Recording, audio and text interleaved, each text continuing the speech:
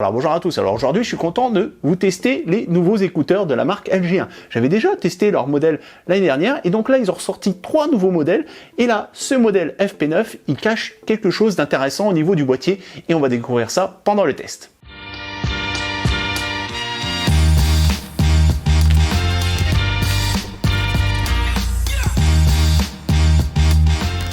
Allez, c'est parti, on va faire un petit tour du propriétaire de ces écouteurs. Donc ici, on se retrouve avec un design tout rond. Et donc là, vous pouvez voir en fait qu'on a deux LED. Donc on a une LED de notification pour la recharge et une LED ici qui va nous indiquer si la technologie UV Nano est activée. Et donc là, grosse nouveauté, puisque donc vous voyez en fait, vous avez un symbole avec une prise jack. Et en fait, quand vous recevez donc ces écouteurs, à la base, vous avez un câble de recharge normal, USB vers USB-C, mais vous avez aussi un autre câble qui lui va vers USB-C vers jack, puisqu'en fait ces écouteurs, enfin du moins le boîtier, va permettre tout simplement de pouvoir brancher n'importe quel périphérique qui a un port jack avec les écouteurs, et donc au final vous allez pouvoir convertir, je sais pas, une radio, une Switch, une console, enfin voilà, tout ce qui est avec une prise jack, vous allez pouvoir donc les relier directement avec ces écouteurs grâce au boîtier, puisqu'en fait donc vous activez ici à ce niveau-là le bouton et quand vous branchez directement le câble jack vers USB-C, le signal audio va partir du boîtier et va aller directement dans vos écouteurs. Donc vraiment intéressant, de toute façon on testera ça plus loin dans le test. Et donc quand on ouvre le boîtier, on peut voir les écouteurs avec une lumière bleue d'ambiance qui s'active derrière. Alors c'est pour faire beau, puisqu'en fait les UV c'est invisible pour info, mais je trouve ça assez sympa. Et donc là on peut voir le nouveau design des écouteurs, puisqu'en fait par rapport au modèle de l'année dernière, vous voyez, vous avez une sacrée différence de taille. À ce niveau-là, on peut dire qu'ils ont bien bossé LG là-dessus. Et donc pareil, ce qui est intéressant, c'est vous voyez, c'est magnétique. Donc à ce niveau-là, ça risque pas de tomber. Alors, on va aller faire un petit tour donc de ces écouteurs. Donc ici, avant, on avait toute cette partie-là qui était tactile. Et là, au final, en fait, c'est juste maintenant, vous voyez, au niveau de cet ergot, que donc vous avez la partie tactile des écouteurs. Au niveau donc de l'oreillette, vous avez donc le capteur de proximité au niveau de l'écouteur. Ici, vous avez un micro. Ici donc vous avez l'embout en silicone non toxique et hypoallergénique et vous avez bien sûr plusieurs embouts fournis. Donc vous avez 3 tailles différentes pour s'adapter à toutes les morphologies. Ici vous avez la connectique pour recharger l'écouteur, vous avez un micro juste là et vous avez donc le 3e micro qui est juste ici. Et donc tous ces micros vont nous permettre d'avoir une très bonne réduction de bruit et aussi un très bon rendu au niveau de la conversation quand vous êtes par exemple au téléphone. De toute façon on fera aussi un test plus tard. Voilà pour ce qui est donc de ce nouveau design. Je sais pas ce que vous en pensez, mais franchement je les trouve très beaux. Et donc au niveau du boîtier vous pouvez voir la lumière UV qui est juste ici et la LED bleue juste à droite. Et donc au niveau des écouteurs, quand ils seront nettoyés, ça sera juste au niveau de la grille du haut-parleur, puisqu'en fait vous voyez la LED va directement dessus. Quand vous rangez vos écouteurs, ça va donc nettoyer jusqu'à 99,9% de certaines bactéries. Et donc justement pour activer donc cette fonction de nettoyage, il faut bien sûr donc brancher le boîtier en USB. Voilà. Et donc vous pouvez voir donc la LED qui s'est affichée, comme quoi la lumière UV est active. Et ici donc en fait vous avez le voyant de recharge. Donc voilà, on a fait un petit tour du propriétaire, on passe à la suite. Donc on va parler du confort des écouteurs et franchement à ce niveau-là, rien à redire. Donc il se cale bien au niveau du pavillon des oreilles. Donc à ce niveau-là, vous pouvez voir, voilà, l'intégration au niveau de l'oreille se fait parfaitement. Et en plus de ça, vous voyez, ils sont discrets, on les voit à peine. Et au niveau du maintien, ça bouge pas. Donc pas de souci pour ceux qui voudraient utiliser les oreillettes pour le sport. Donc maintenant on va parler de l'application qui est aussi bien disponible sur iOS que Android. Au niveau de l'appairage, c'est du Bluetooth 5.2, donc ça fonctionne sans souci. Et donc ici on se retrouve avec une information comme le pourcentage de batterie au niveau des écouteurs. En dessous, on a le paramètre des égaliseurs. Alors ça, c'est intéressant puisque donc ils ont travaillé avec Meridian pour réaliser justement ces égaliseurs par défaut. Donc là, on a Immersive, Natural, Bass Boost et Triple Boost. Et un nouveau qui a été rajouté, c'est 3D Sound Stage, et ça c'est intéressant surtout par exemple si vous regardez un film ou même jouer, puisqu'en fait on a l'impression d'être dans une pièce, ça virtualise en fait une sorte de pièce, une sorte de théâtre, donc ça c'est vraiment intéressant, voilà, surtout pour les films, cinéma ou les jeux. Après vous avez donc possibilité de paramétrer donc 2 égaliseurs, et ça pareil, ça c'est top, j'adore, parce que d'habitude on n'a pas possibilité justement d'éditer directement nous-mêmes les égaliseurs, et là vous allez pouvoir le faire vous-même, et ça franchement c'est top, ça j'adore, et en plus de ça vous pouvez en faire jusqu'à 2. Donc après on a le contrôle du son ambiant et de l'ANC. Donc le contrôle du son ambiant, c'est en fait le mode transparent, et l'ANC c'est l'Active Noise Cancelling, et ça correspond à la réduction de bruit. Donc vous allez pouvoir aussi bien les activer manuellement ici, ou le faire directement avec le pavé tactile sur les écouteurs. Et donc là vraiment chose intéressante, c'est que donc ils ont intégré une sorte de bruit, une sorte de clic, quand vous activez au niveau de la partie tactile. Donc en fait c'est la partie qui ressort donc au niveau des écouteurs.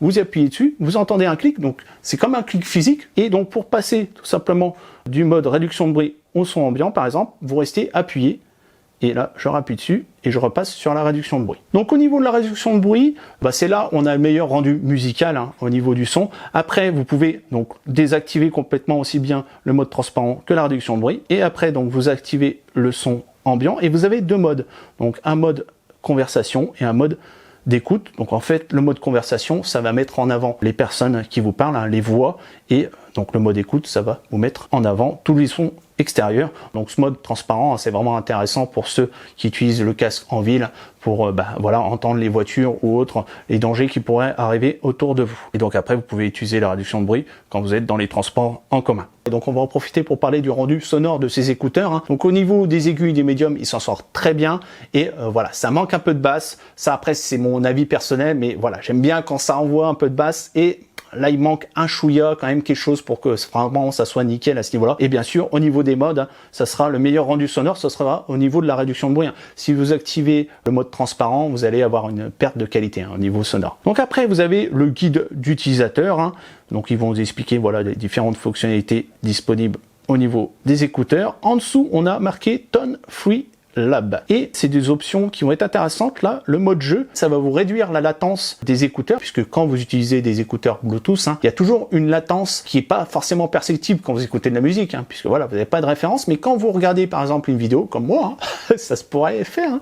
C'est vrai que en fait quand vous regardez au niveau de la synchro, au niveau de ma bouche et de ce que vous entendez, en fait c'est pas calé. Et donc pareil dans les jeux, quand vous faites des tirs, forcément vous aurez toujours en fait un décalage par rapport à ce que vous voyez à l'écran. Et en dessous donc on a le mode chuchotant, tenez l'écouteur droit près de la bouche pour parler doucement au téléphone. Donc ça peut être un mode intéressant aussi pour les transports en commun. En dessous donc on a le paramètre du pavé tactile, donc vous allez pouvoir personnaliser les actions du pavé tactile.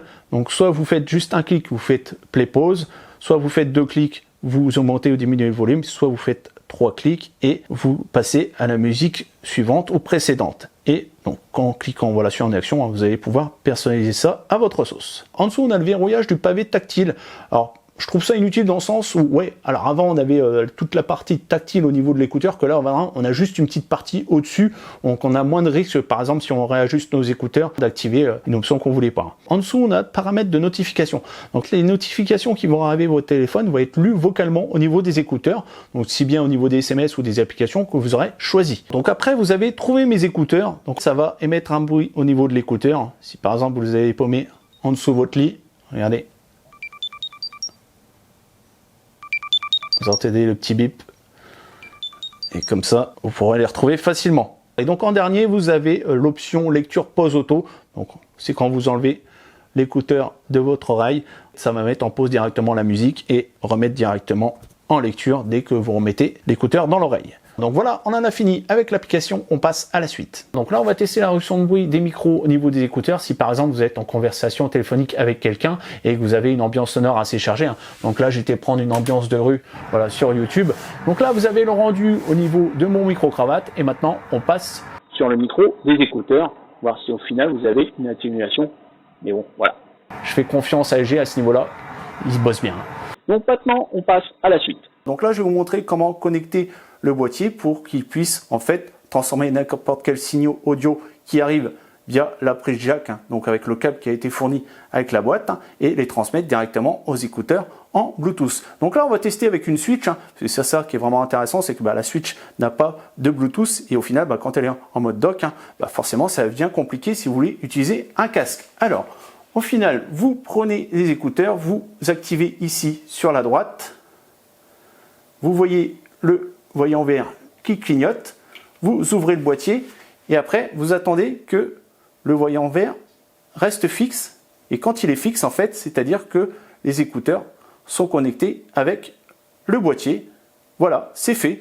Et à partir de là, donc, vous n'avez plus qu'à brancher directement le boîtier. Donc là, sur la prise jack de la Switch. Et voilà, vous avez le son qui sort directement des écouteurs. Donc ça, vraiment, ça passe à ce niveau-là. Hein. Vous allez pouvoir transformer n'importe quel périphérique qui n'est pas compatible Bluetooth avec ces écouteurs. Donc aussi bien une télé, une Switch, pourra faire ce qu'on veut. Allez, on passe à la suite. Donc maintenant, on va parler de l'autonomie de ces écouteurs. Hein. Donc là, sur le mode d'emploi, c'est noté que si vous laissez la réduction de bruit désactivée, donc ANC off, vous avez jusqu'à 10 heures d'autonomie et jusqu'à 24 heures avec le boîtier de recharge. Et donc, si vous activez la réduction de bruit, vous avez jusqu'à 6 heures d'autonomie et donc 15 heures avec le boîtier. Moi, j'ai fait mes propres mesures. Hein. Donc là, vous voyez, là, il me reste 20% d'autonomie donc au niveau des écouteurs et donc je vais vous montrer au niveau du chronomètre, ça fait voilà 9 heures que ça tourne. Hein. Donc là, on arrive presque aux 10 heures au niveau de l'autonomie avec l'ANC désactivé. Hein. Donc on est dans les clous. Hein. Et alors, chose assez intéressante, c'est qu'il a la possibilité de recharger rapidement les écouteurs et c'est ce qu'on va tester, hein. Voir au bout de 5 minutes combien de pourcents on a rechargé et donc logiquement c'est censé recharger pour 1 heure de musique pendant 5 minutes. Donc on va tester ça tout de suite. Hop, je vais mettre en recharge les écouteurs. Hop, hop, et on lance le chrono. Et voilà, les 5 minutes sont passées. On va sortir les écouteurs pour voir combien de pourcents on a gagné. On est à 41%, donc on a gagné 21% par rapport à tout à l'heure, donc largement 1 heure d'autonomie. Donc ça, vraiment très intéressant dans le sens où ceux qui sont pressés, qui ont besoin de recharger rapidement les écouteurs, là franchement ça sera sans problème avec ce boîtier. Bon écoutez, je pense qu'on a fait le tour, on passe à la conclusion. Donc voilà, c'est le temps de la conclusion, on va commencer par ses défauts. Le premier que j'ai relevé, c'est au niveau sonore, voilà, ça manque un petit peu de basse. Après, on a toujours moyen d'en récupérer via les égaliseurs customisables. Deuxième défaut que j'ai relevé, c'est sa réduction de bruit qui, selon l'environnement sur lequel vous utilisez les écouteurs, aura du mal à couvrir les bruits de fond, même si c'est logique, on va dire, on va pas non plus couvrir tous les bruits de fond, mais voilà, j'aurais aimé quand même un meilleur niveau au niveau de la réduction de bruit.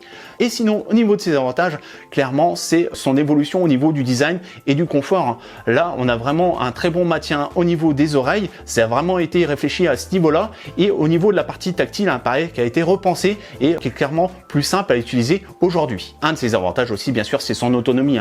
Vous pourrez les utiliser facilement une dizaine de jours sans les recharger. Et le dernier avantage lié à ce modèle, les FP9, c'est la possibilité de transformer le boîtier en ongle Bluetooth et au final de pouvoir transformer n'importe quel appareil avec un jack en compatibilité Bluetooth avec les écouteurs. Donc si ce modèle vous intéresse, bien sûr vous avez tous les liens dans la description et si vous avez aimé, likez, partagez et surtout abonnez-vous. Ciao, bye bye, à la prochaine.